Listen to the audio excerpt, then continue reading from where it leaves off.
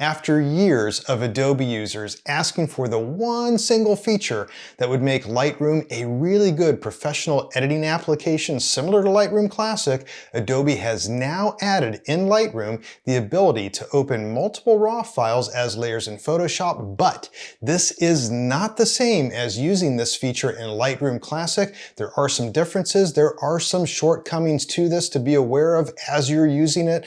Also, there are some other advantages if you want to use Lightroom compared to Lightroom Classic, but you will have to deal with these differences. So this new feature is available in Lightroom. It's not Lightroom Classic, it's the standard watered down version called Lightroom, and it started with version 8.1, which was released in December 2024. When you first start up Lightroom, you'll get this view that wants to really work in the cloud. That's kind of how this had been leaning for a long time, but you don't want to work in here. What you want to do to use this feature is just go to the local tab over here, and this is the big advantage of using Lightroom over Lightroom Classic, and that's that you just navigate to the files you want to work with and they're automatically loaded. You don't have to do any importing. Now, this comes with a caveat and some of the problems that we're going to see as we move forward that make this not just different from Lightroom Classic, but also very different in some of your editing workflow and also some of your archiving. And real quick, just the simple navigation to go back and forth here. If you were to press G on your keyboard, that would take you to the grid view. If you press D on your keyboard, that would take you to what they call the detail view. But let's get into this new feature. So to be able to then do a real flambient workflow, we have to load multiple files as layers in Photoshop, same way if you're really doing HDR or the high-end HDR as well. So typically what we would do is we'd pick, for instance, this is the ambient shot that I have, this was a flash shot. I'm going to blend these together for the flambient workflow in Photoshop, but I need to prep them here. So once again, just like in Lightroom Classic, I can go to presets. You'll notice this also looks a lot like Adobe Camera Raw. And in here at my presets, I've got, for instance, my prep. So I'm going to prep that photo with that preset, which just is the typical stuff you've seen me do before, which is selecting the proper treatment profile and also lens corrections. Then what I can do, just like the other applications, I can copy these settings. I'll do a Control-C or Command-C on a Mac, go over here and I'll do Control-V or Command-V on a Mac, and there it's pasted. So now I'm ready to do my flambient blending. So I would select both images now, and I can right-click on those images, and this is a little bit different. It's not Edit In, it's Edit in Photoshop, where you can open these as layers in Photoshop. Now, if you want to use the menu items, then what you do is you go up to the File menu, and then you go to Edit in Photoshop, and then Open as layers in Photoshop. Either way, selecting this will have our layers opened in Photoshop. So far so good. Working with just two files, you can see they've been loaded here into Photoshop as layers. Great. But there are going to be some problems as we move through this, really some caveats and differences in the workflow. But before getting to that, I did want to mention that if you're not familiar with what I've been talking about so far with the flambient workflow or how to shoot some of these photos for also the real estate photography workflow, then I would suggest and invite you to take a look at my courses on real estate photography. As you know, I've got courses that cover professional interior photography, expert editing, professional exterior photography, videography for real estate, business and marketing for real estate, and I also have some best-selling books on real estate photography as well, and there are links to all that down in the description of this video. So now I can get into doing the flambient workflow here. But before doing the blending, there is something big that we have to be aware of that's going on with Lightroom and Photoshop in this workflow. If we take a look at the directory where these raw files are, we'll notice that for those two files, which were 1 and 3, there's an XMP file for each one of those. Those are the sidecar files, and they're going to continue to reside in the same directory where the raw files are when we're going back and forth from Lightroom to Photoshop. What that means is that you don't have to manage catalogs like you'd have to in Lightroom Classic. Instead, having these XMP files that are residing in the same directory, when we archive this, we don't have to worry about archiving a catalog. We can take this, move it out, put it on an external hard drive and bring it back anytime later. That's the good news. There are some catches that are going to be along the way. So for right now, just bear in mind, these sidecar files are going to be in the same directory. Now, knowing this, let's continue on with the workflow and see how this is affected. So what we can do here now is I'm going to do the standard 50-50 flambient blending. So that was just with an action that, once again, it turned that luminosity mode on here for the ambient layer, and then it did 50% opacity. I'll change that opacity just up a little bit more to 60%, give it a little bit more ambient light. And there are other things that I can do here. For instance, the typical flow here, if I took the polygon tool and I decided to whiten the ceiling just by selecting it here, and then I apply that action you've seen me do before, where I turn the ceiling desaturated from that selection, then I've got something that's a little bit better. Anything that I wanted to do, and at this point I could also do more color corrections that are here, but let's say that we wanted to continue on with the rest of the workflow. The one thing I would do next is I would just, in the standard workflow, I would flatten this and save it, and it would typically go back to Lightroom Classic. It's not really the case here though, using just Lightroom.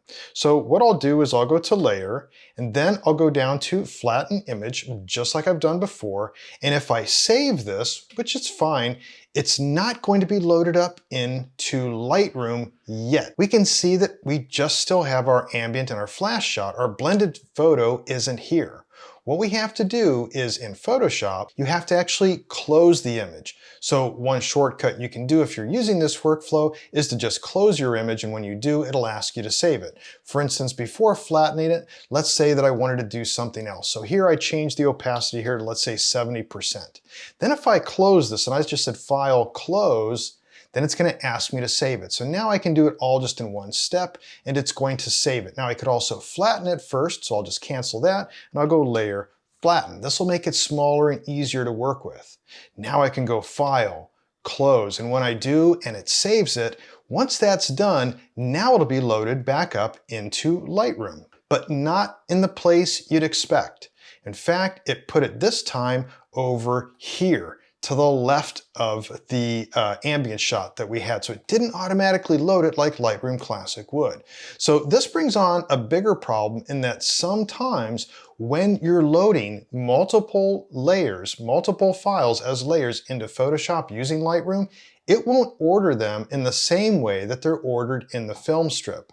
What they're doing is they're ordering those by the date modified of each XMP file. Now in our case, if we take a look at that, we can see that those XMP files were modified differently. So we did have one that showed up before 3, but that isn't always the case. You can see other ones that I worked on here. Well, those ended up being pretty much at about the same time working with them, and sometimes because of that, they can get misordered. So you have to watch your layer order once they are in Photoshop. And then when it's brought back here, depending on how that file was saved, then it might not show up over here.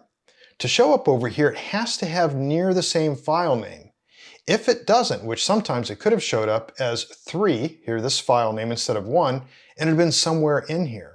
And the same way it goes when I'm doing larger stuff. So here was a larger one that I did. You can see that with this, it did show up next to the ambient shot, but that's because I forced the naming of it. So it's something to be aware of. This isn't going to automatically load into the same place you'd expect in Lightroom Classic, and you have to be very careful about your file naming when you save it, which brings up some other issues that we have to take a look at here in just a second. But let's just go back over here to our photo. So this was flambient blended, and let's say then that we wanted to add our final bump. So we did that.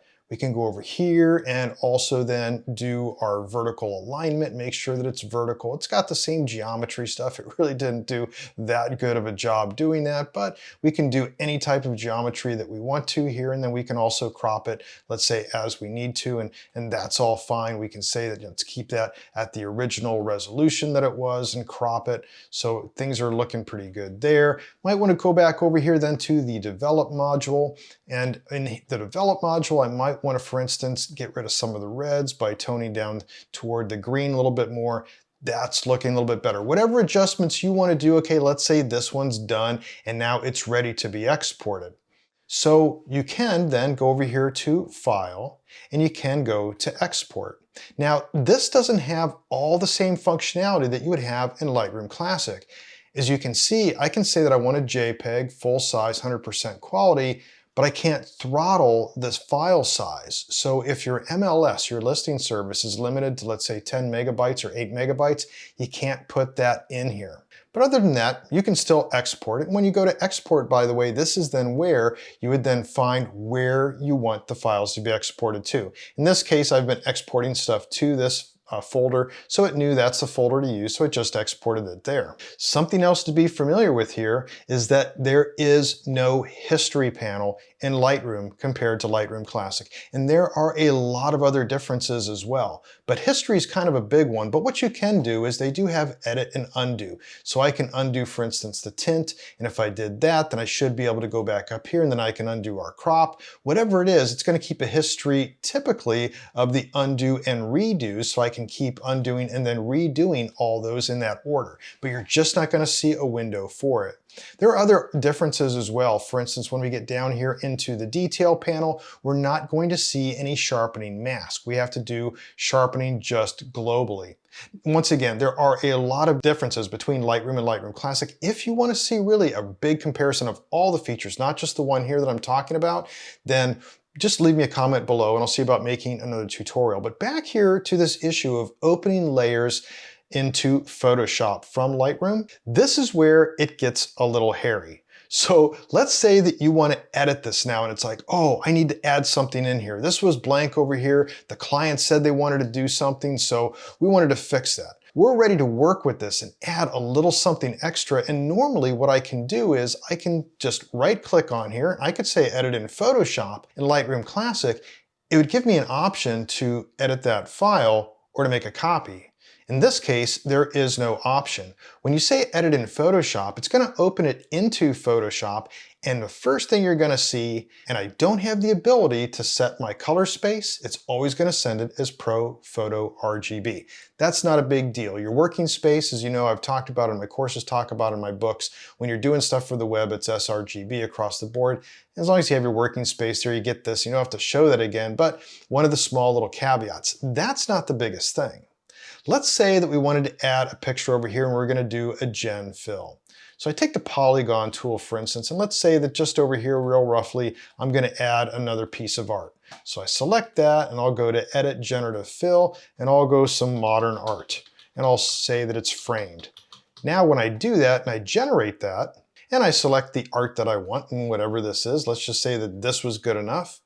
Then I'm good, I'm happy, so I'll just flatten this and save it. So I can go to Layer, Flatten Image, and then I can just close this, which will save it. So I can go up to File, and then I can go to Close and say yes, so that it will load back up into Lightroom. So after it's all done saving and it comes back into Lightroom, once again, it is not loaded. I have to find it in the film strip. And in this case, it was right next to it, and it's here. But now, no matter what, I have two copies of the same image. And this happens the exact same way if I were using a Photoshop file. In fact, if I were to save this as a TIFF or I were to save this as a Photoshop file, no matter where I save it, it doesn't matter, because between Photoshop and Lightroom, it's going to take it back in to the originating directory where the raw files were, and it's going to place it there. And that can be an issue. Let's say that I want to edit this photo here, but I'm going to do it for a designer or somebody who I want to save it as a Photoshop file and go back and do other edits.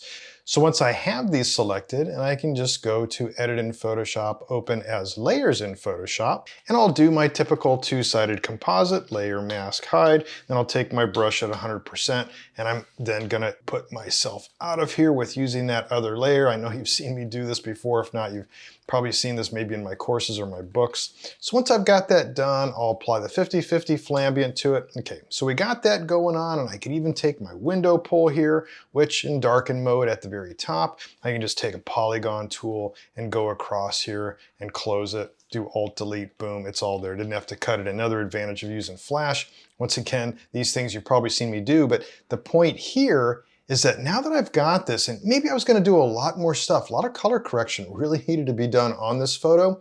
Without doing that though, let's say that we wanted to save this as a Photoshop file. So what I could do is, normally I could go File, and then I could go Save As, and then instead of a TIFF, I could save it as a Photoshop file. You can see that the default it wants to go to is this little temporary edit directory for Lightroom CC. And that's just a place where we put it and then move it. But let's say that I'm thinking, well, I might want to put this into this directory for my Photoshop files that I made here under this. So under here I had my exported files, my raw files, and I want to keep my Photoshop files here. So I can say that I'm going to save it over there, and I can say save. Great. And once I save it, if I take a look at that directory, I can see that it's indeed there. Now, this isn't yet, though, loaded up into Lightroom because, once again, we have to close files in Photoshop before they'll be back over in Lightroom. So let's go back over here and let's close this file. Once I've done that, if we take a look at the directory, we can see it is gone. It has completely disappeared because what it's done is it's gone back over here where the raw files are and it placed it there. Now when we go back over to Lightroom, we have to once again find that file, and in this case it was right next to it over here, and there it is. There's our Photoshop file. You can see the name of it is right here. And I could keep editing this as I want to. Maybe I do some other color corrections on this, whatever it is that I want to do on it. Maybe I could also apply one of the final bumps to it if I was really happy and say that that would be good. But if I needed to go back and edit it, if I go back and edit it again from here, it's going to make yet another copy. So if you're thinking about using Photoshop files, it's probably not a good idea to use Lightroom. You're going to have a whole bunch of Photoshop files every time you try to edit from here. Instead, you should probably think about using Bridge for something like that, and I'll touch on that here just briefly in a second. But first, I want to go back here to the XMP files because this is a huge advantage compared to Lightroom Classic. As you can see here, besides the raw files, the NEF files, Nikon RAW files I've got those TIFFs that I edited, but I've also got these XMP files. And each XMP file, if you've never seen that, that's really nothing more than just an XML file with all of our settings. So this can go here. Here's our luminance smoothing, our saturation, vibrance, everything is in here, all the settings, so that if you ever need to load a file that has then the same XMP file name to it, then that raw file will load with these settings. So you can move this entire thing to an external hard drive. You can bring it back at some other time to some other directory, some other machine. When that raw file is loaded, that XMP file will be applied to it with those settings. If you're working with a TIFF file, the same thing also applies. If we take a look at any of the TIFFs that we edited back in Lightroom, if we were to take a look at those, there really is an XMP file in each one of them. This is all binary information, what you'd expect out of an image file, but they embed the XMP inside of it. And this is great because you can take this TIFF file and share it with anybody that you want or on any external drive and bring it back later. And when you load that TIFF file back into Lightroom, it will apply those settings to it. For instance, let's go back to this image here that we had where we did our final bump. This was after we did our flambient blending, and this is a TIFF file. Let's take this, which is Z5A0001 edit. We're going to take that and copy it to another directory. And that's this file here. So I can take this and I can copy this, and let's just put it in this temporary directory right here. I'll just paste it right there, and once I do, going back over here to Lightroom, if I go to that directory, there's that file. If I select it, my developed settings are automatically applied to it. So this is a huge advantage for archiving and file management using Lightroom compared to Lightroom Classic.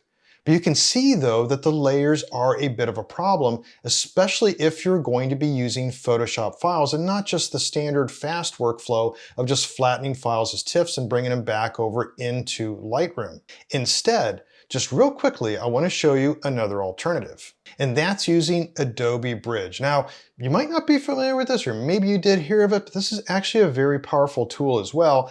But the workflow is a little bit clunky for the fast stuff, like for listing services, for when you're doing just standard listing real estate photography, because when you're using Lightroom or Lightroom Classic, you can easily just flatten stuff, go back and forth, apply the settings. Here though, you can do a lot. For instance, I could take, let's say for this photo, I took a whole bunch of frames here. This was my ambient shot, bunch of flash stuff, window pulls, repair.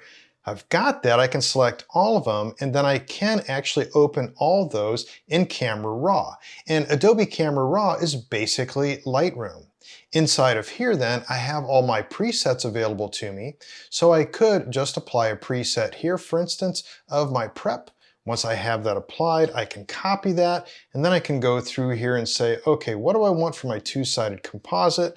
I'll use this one, and then I can go down to another file. Let's say I'm going to use this one for the other side, or maybe this one to fill it in. I paste that preset there, pick one of the window pulls that I want here. That looks good. And then I can just say done. And when I am, then I can see this little icon here that shows that I have edited these for the pre-processing preset. So I can select those, and then in Bridge, I can go up to Tools, into Photoshop, and I can also then load files into Photoshop layers. And here we are. I've got all of those files here where I can do the window pull here. I can do my two-sided flash composite blending. I can do the flambient blending with this, for instance, just cutting to the chase. I did this real quick so you can see this is just now my finished image based off of all those layers. Now, I can't flatten this and save it and go back to Bridge. It's not going to do anything. I could, and I could save it there, but then I still have to mess around with it and try to apply some post-processing stuff as well. But in here, I can just work with this and use Adobe Camera Raw, for instance, on a single stamped layer, and then I could just save it out of Photoshop as well. For instance, up here at the top, I could do Control-Alt-Shift-E, just stamping layer like you've seen me do that before. I could convert this into a smart object so that every time that I want to go into Camera Raw Filter and do some editing, it'll have my edits still there. So here, once again, with Camera Raw Filter in Photoshop, I've got all my Lightroom capabilities. I've got my presets here where I could apply, let's say, one of my bumps to it. That looks pretty good, or maybe we'll do one without the geometry. I can make all of my other adjustments here that I need to, so I can do all this just like I would if I were in Lightroom Classic. Once I'm done with that, let's say I just click OK, then that's all loaded into that smart object. I can go back to it at any time by just double-clicking on this. But now I can save this as a Photoshop file and place it where I want. For instance, now I could do File and then Save As, and it's going to go to that Photoshop directory, and I can name it whatever I want. I'll just call this one Nathan.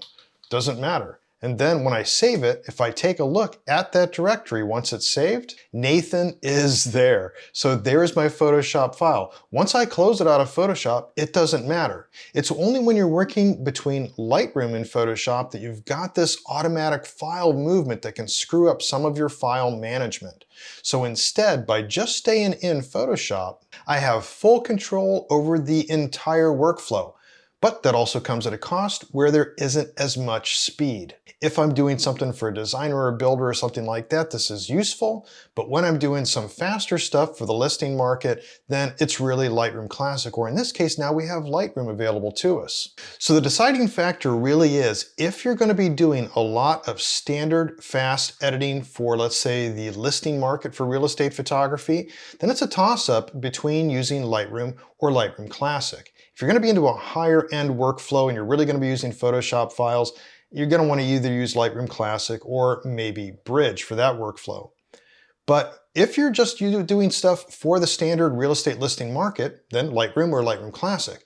And then it's a matter of, if you do not like the idea of importing files and you want just easy access to your files, I would definitely suggest now giving Lightroom a try. You will find some differences. It doesn't have all the features. It is a watered down version, but it does make it easier to use. And once again, if you'd like to see more tutorials on using Lightroom or anything else, please leave me a comment below.